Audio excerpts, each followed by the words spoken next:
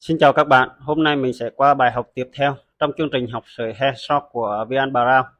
Bài học hôm nay là chúng ta sẽ luyện vuốt sợi kép. Sợi kép là cụm sợi được cấu tạo từ hai sợi đơn, cụ thể là hai sợi chữ C. Thì hôm trước mình đã học các cái sợi đơn rồi, bây giờ mình sẽ ghép các sợi đơn lại với nhau để tạo thành các cụm sợi. Và phần cụm sợi đầu tiên mình học đó là cụm sợi kép. Thì cụm sợi kép này phân bố chủ yếu ở phần đầu của chân mày. Thì hôm nay mình sẽ luyện phần cơ bản này, sau đó thì mình sẽ qua phần luyện sợi ghép 3. Mục tiêu của bài học hôm nay là chúng ta sẽ học cách ghép sợi. Hôm trước rồi chúng ta đã học cách vuốt sợi đơn rồi.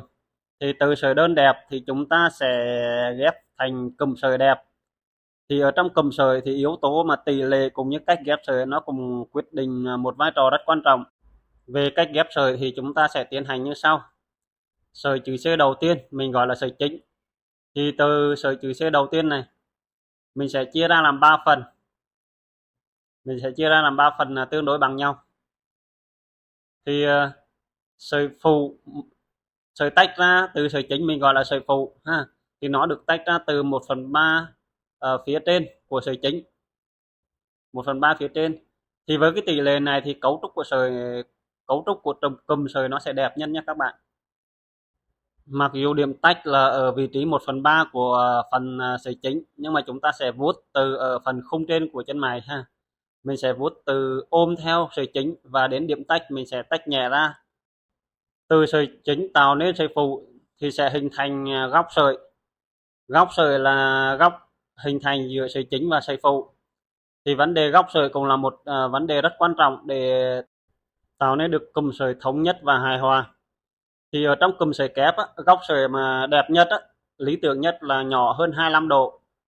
Thì với việc hình thành nên góc 25 độ này thì cấu trúc sợi nó sẽ thống nhất và hoàn chỉnh, đồng thời là có tỷ lệ nó đẹp nhất ở phần đầu chân mày. Thì mình sẽ giải thích ở phần góc này một xíu ha. Thì góc vuông này là góc 90 độ. Thì góc chia tách góc vuông ra thì mình gọi là góc 45 độ và góc 25 độ là góc này. Đó thì các bạn ước chừng khi mà mình thực hiện việc thiết kế sợi ở phần cụm sợi kép ở phần đầu thì góc 25 độ nó sẽ đẹp nhất. Như vậy trong bài luyện tập hôm nay thì chúng ta sẽ cần lưu ý hai vấn đề. Một là vị trí tách sợi, nó nằm ở 1/3 phía trên của sợi chính là vị trí mình sẽ tách sợi. Và hai là góc sợi là góc hình thành giữa sợi chính và sợi phụ. Thì góc sợi lý tưởng ở phần sợi kép này thì nhỏ hơn 25 độ nó sẽ đẹp nhất. Nó tạo nên một cụm sợi nó thống nhất và hài hòa. Ngoài vấn đề vị trí tách sợi và góc sợi thì mục tiêu của bài học hôm nay là chúng ta cùng sẽ áp dụng những cách kéo sợi đơn ở các bài học trước để mình áp dụng vào sợi kép. Như vậy thì nhiệm vụ của bài tập hôm nay các bạn phải đạt được đó là ngoài cách vuốt cụm sợi đẹp nó thể hiện đúng cấu trúc của sợi thì các bạn phải thể hiện được vị trí tách sợi nó đẹp ha. Đồng thời góc sợi tách giữa sợi chính và sợi phụ phải liên kết tạo nên một cụm sợi nó hài hòa và thống nhất. Về cách kéo sợi thì các bạn có thể áp dụng một trong hai cách hôm trước mình đã học. Một là các bạn kéo một chiều từ trên xuống dưới, hai là các bạn kéo hai chiều từ phần thân sợi mình đi ra. Thì đối với bản thân mình thì mình áp dụng với sợi chính chữ C đầu tiên là mình kéo theo cách là từ phần thân mình đi ra thì nó sẽ linh hoạt hơn và hai phần đầu của sợi nó sẽ bay bổng và nó nhẹ nhàng nhất. Còn đối với sợi phụ ha, sợi phụ thì mình có thể áp dụng với cách kéo một chiều, tức là mình sẽ vuốt từ khung trên chân mày đến điểm tách và mình bắt đầu tách ra. Thì với cách vuốt này thì cái góc sợi nó sẽ đẹp và nó nhuyễn nhất. Như đã nói thì cụm sợi kép này được phân bố chủ yếu ở phần đầu chân mày, mà phần đầu chân mày là một phần nhạy cảm ha. Chính vì vậy chúng ta phải luyện tập nghiêm túc ở phần này để khi mà thể hiện lên trên người thật á thì phần đầu phải là phần tự nhiên nhất và nó hài hòa, đồng thời là nó nhẹ nhàng nhất. Thì các bạn luyện tập cụm sợi kép này. Sợi đơn mình là luyện đẹp rồi đúng không? Bây giờ vào sợi kép mình phải luyện đẹp nữa. Thì từ những sợi đơn nó tạo thành cụm sợi và từ cụm sợi nó hình thành nên chân mày. Thì muốn được chân mày đẹp thì chắc chắn là sợi đơn các bạn phải luyện tập đẹp. Và sợi đơn luyện tập đẹp rồi thì ở phần sợi kép này thì các bạn cũng bắt buộc phải luyện tập đẹp. Vì bài tập này là bài tập dễ ha, ở mức độ trên giấy và mình dùng viết chì thì nó sẽ dễ dàng hơn so với ở trên da giả hay ở trên người thật. Thì để làm đẹp ở cái bài tập là vuốt sợi kép này thì mình sẽ nhắc lại hai yêu cầu chính của bài tập hôm nay, đó là vị trí tách sợi và góc sợi ha. Các bạn lưu ý hai vấn đề này. Đồng thời là các bạn phải áp dụng các cái kiến thức của bài trước, tức là cách vuốt sợi. Mình phải thể hiện được đúng cấu trúc của sợi. Hôm trước mình đã học về sợi đơn rồi. Thì từ sợi đơn các bạn thể hiện được đúng cấu trúc sợi thì bây giờ mình áp dụng vào sợi kép, nó cũng phải đúng được cấu trúc sợi. Tức là nó phải thể hiện được đúng cấu trúc sợi 3 phần, là phần thân sợi là phần đậm nhất, phần ngọn sợi và phần chân sợi nó sẽ thanh mảnh và bay bổng. Và một vấn đề cốt lõi xuyên suốt của quá trình học sợi headshot là các bạn phải để ý để làm chủ lực tay ha. Làm chủ lực tay thì là vấn đề cốt lõi. Cho dù các bạn làm ở trên giấy hay là lên trên da giả và trên người thật thì yếu tố làm chủ lực tay là một vấn đề vô cùng quan trọng.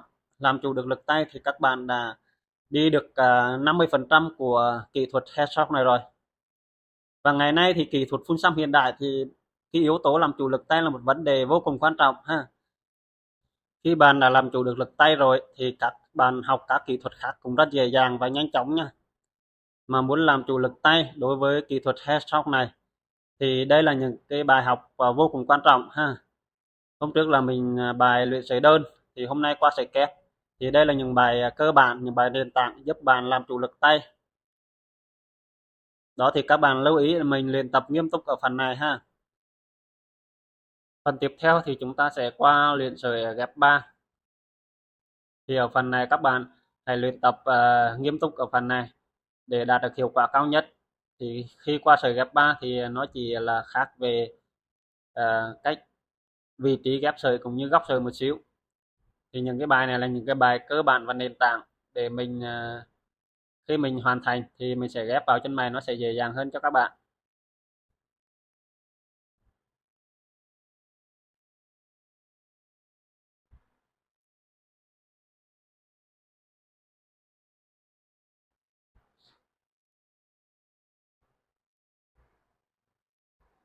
Các bạn để ý cách mình kéo sợi để các bạn luyện tập cho đúng nhé.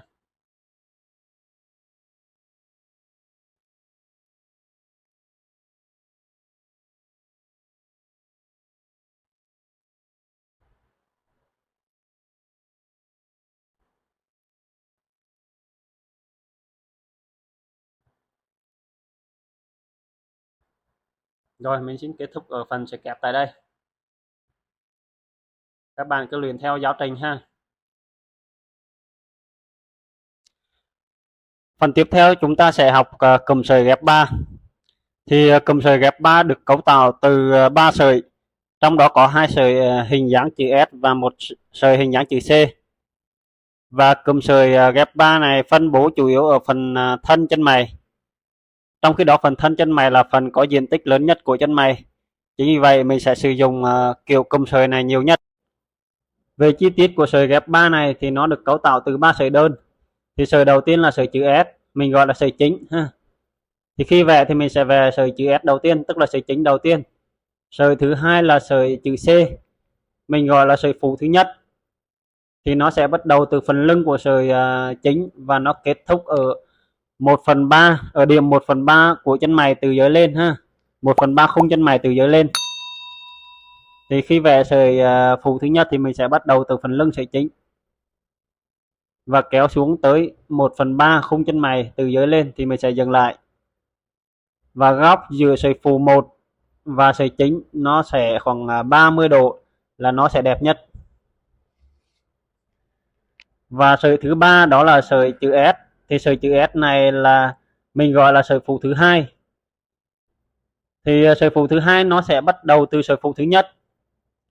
Và điểm nó bắt đầu, điểm nó tách sợi á, là từ 1/3 ha. mình chia sợi phụ thứ nhất thành 3 phần, thì sợi phụ 2 nó sẽ tách ra từ điểm 1/3 từ phía trên, và nó kéo xuống tới khung chân mày. Ở phần chân chân mày thì nó kéo bằng với sợi chính luôn ha. Đồng thời nó chia giữa sợi phụ 1 và sợi chính thành hai góc bằng nhau. Các bạn để ý cái phần này ha, mình chia ra hai góc bằng nhau, và độ dài của phần chân sợi phụ 2 và sợi chính nó sẽ bằng nhau. Đó là cái lưu ý mà khi mà mình thực hành ghép sợi 3. Thì với cấu tạo như vậy thì các bước thực hành mình xin nhắc lại. Đó là bước đầu tiên mình sẽ vẽ sợi chính ha. Sợi chính là sợi chữ S. Tiếp theo là mình vẽ sợi chữ C là sợi phụ thứ nhất đó. Và sợi phụ thứ nhất thì bắt đầu từ phần lưng của sợi chính và kết thúc ở điểm 1/3 khung chân mày từ dưới lên ha. Khung chân mày các bạn chia ra 3 phần thì sợi phụ thứ nhất nó sẽ kết thúc ở điểm 1/3 từ dưới lên. Và góc của sợi phụ 1 với sợi chính là khoảng 30 độ ha. Bước tiếp theo chúng ta sẽ vẽ sợi phụ thứ hai. Thì sợi phụ thứ hai nó sẽ bắt đầu từ sợi phụ thứ nhất ở vị trí là điểm 1/3 từ trên xuống ha. Và mình kéo xuống bằng chân của sợi chính luôn. Đồng thời sợi phụ 2 nó sẽ chia khoảng cách giữa sợi phụ 1 và sợi chính hai khoảng bằng nhau. Rồi bây giờ mình sẽ thực hành ghép sợi cho các bạn xem ha. Thì bước đầu tiên là mình sẽ vẽ sợi chính ha. Vẽ sợi chính ở đây là sợi chữ S. Thì cách làm thì mình đã học ở hôm trước là mình học sợi đơn chữ S rồi ha. Thì khi ôn luyện ở cái phần này thì mình cùng phải thể hiện được cấu trúc của sợi ha, là cái vấn đề căn bản. Thì bước đầu tiên là mình vẽ sợi chính là sợi chữ S. Rồi bước thứ hai là mình sẽ vẽ sợi phụ thứ nhất, tức là sợi chữ C á. Thì như các bạn đã biết là sợi phụ thứ nhất nó sẽ bắt đầu từ phần lưng của sợi chính. Bắt đầu từ phần lưng của sợi chính, tức là phần lưng của sợi chữ S á. Rồi từ phần lưng của sợi chính nó sẽ kéo xuống 1/3 khung chân mày từ dưới lên ha. Khung chân mày các bạn chia ra làm 3 phần. Thì từ trên xuống á, thì nó sẽ kéo xuống điểm 2/3, còn tính từ dưới lên là 1/3. Thì đến đây là 1/3, các bạn vuốt nhẹ ha. Đó, các bạn thấy cái sợi của mình kéo nó có chiều sâu không? Phần thân sợi lúc nào cũng đậm nhất ha. Và phần ngọn sợi và phần chân sợi nó sẽ bay bổng, nó nhẹ nhàng. Thì các bạn nhớ là phần góc hình thành từ sợi phụ 1 và sợi chính á, nó khoảng 30 độ là nó sẽ đẹp nhất. Đó, cái góc này khoảng 30 độ ha. Rồi tiếp theo mình sẽ chia sợi phụ 1 thành 3 khoảng ha. Chia sợi phụ 1 thành 3 khoảng. Thì sợi phụ 2 nó sẽ bắt đầu từ sợi phụ 1 và vị trí bắt đầu là điểm 1/3 ở phía trên xuống ha. Đó, từ điểm 1/3 này mình sẽ vuốt lên này, mình vuốt theo hai chiều ha. Rồi từ đây mình sẽ kéo xuống và chia đều ha. Chia đều khoảng cách giữa sợi phụ 1 và sợi chính thành hai khoảng bằng nhau ha. Và kéo xuống bằng sợi chính luôn. Ở phần bài tập này thì chúng ta là có khung in M, nên chúng ta sẽ đồ theo cái khung như vậy. Mục đích là để các bạn hiểu được cách tách sợi, cách ghép sợi, và đồng thời là mình cũng ôn lại các cái kỹ thuật mình kéo sợi để cái sợi nó đẹp và có chiều sâu nhất. Thì khi mà mình nhớ được thông số và cách ghép sợi rồi thì khi qua phần chân mày á, thì mình sẽ không chia những cái khung in M như vậy nữa. Thì các bạn sẽ tự thiết kế ha, mình sẽ đưa ra công thức rồi các bạn sẽ tự thiết kế. Thì các bạn sẽ nhớ những cái thông số này để khi mình vào khung chân mày mình sẽ nhớ để mình thiết kế cho chân mày của mình nó sẽ đẹp nhất. Đó, thì quay lại ở cái phần này thì các bạn cứ thực hiện từng bước như vậy. Đầu tiên mình sẽ vẽ sợi chính ha. Sợi chính là sợi chữ S. Tiếp theo là vẽ sợi phụ 1, rồi sợi phụ 2. Thì ghép sợi cùm 3 sợi này thì nó sẽ tạo thành từ 3 sợi. Thì vào trong chân mày thì nó sẽ có những lúc mà mình cần ghép lại 4 sợi với nhau. Thì cách thức thực hiện thì nó cũng tương tự như vậy. Ở đây là mình tách ra cả phần ghép cùm 3 sợi là cái phần mình gặp nhiều nhất, thì mình sẽ thực hành để nhuần nhuyễn cái phần này. để khi vào trong chân mày mình sẽ ghép nó chuẩn xác và nó sẽ đẹp nhất.